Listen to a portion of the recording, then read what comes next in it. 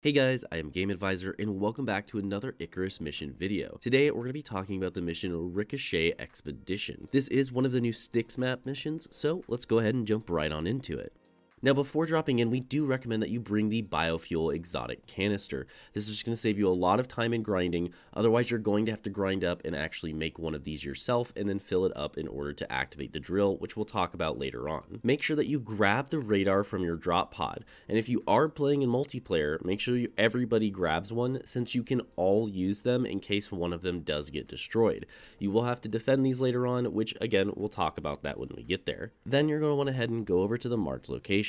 Upon arriving there, it will mark a box nearby for you that you're going to have to receive a drill from, so go ahead and head over there to do that. Now, if you do have the fuel here, you won't have to do any of the grinding up, otherwise you are going to have to grind up to a biofuel canister and a biofuel composter. Now, once you've done that, go ahead and head back to the wall, put the drill on, put in the fuel, and it will activate the event.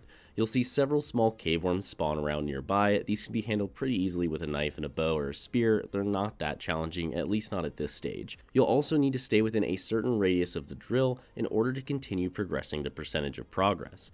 Once you do deal with all of them, you'll then have to proceed to the second wall, which is located inside the cave. Now, the second wall is significantly harder than the first one. We did this with 2 players, and with bows and bow talents, this was very, very challenging. I do highly recommend that if you are solo, you grind up to the best weapon you can possibly create. Otherwise, your next best option is going to be doing it with bows or something like that, and doing the cheese method, which is what we did in order to actually get through this. So what's going to happen is after you activate the drill and you put the fuel in it, of course, it will then start to drill into the wall and you'll start having cave worms spawn. Only this time, you're going to get some much bigger ones and you're going to get a lot more of them.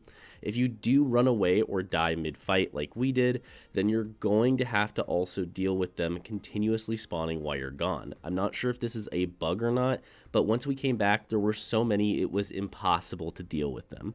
If this does happen to you, your best option is to do the cheese method that we did, which is to run inside the little drill radius, get about 2% of the progress, and then run outside the drill radius. We just rinsed and repeated this process until it was done. Again, you can just fight them off if you have the right tools at hand or if you have a good enough weapon, but if you want to, this is an option. It just can be very challenging and it might get patched out in the future, so just be aware of that. Now, after you make it through the cave, you'll then go ahead and enter the desert biome. You will need to travel to 3 different locations and set down scanners. These were things that you should have already had anyways, so you should have them in your inventory. The first spot is called Lower Falls region and is located here. It will spawn crocodiles and cougars, so just be ready for them. We do recommend that you have some meat buffs and maybe use some wooden hedgehogs in order to help support the beacon and keep it protected, but this is really going to be up to you and what you feel is necessary. Personally, we actually lost our first scanner here, so just be prepared to defend it properly.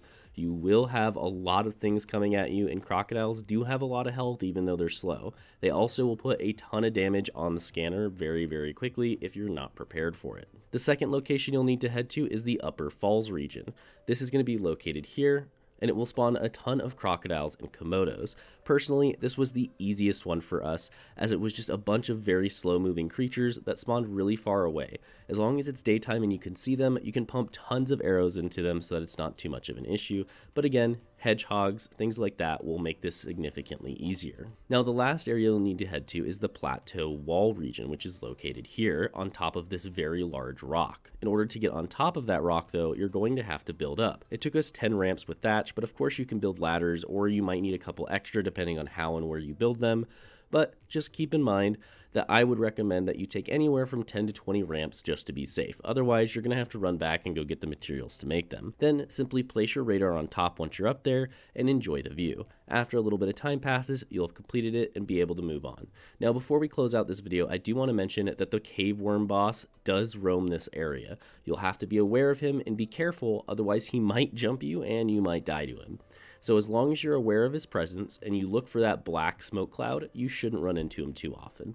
With all that being said, thank you guys so much for watching this video. For more Icarus and other survival game content, consider subscribing to our channel. And if you guys want to see more mission guides, make sure to follow us or just come back every few days, as we'll be putting out all the new missions over the course of the next several weeks. Thank you so much for watching. I'm Game Advisor, and I'll see you next time.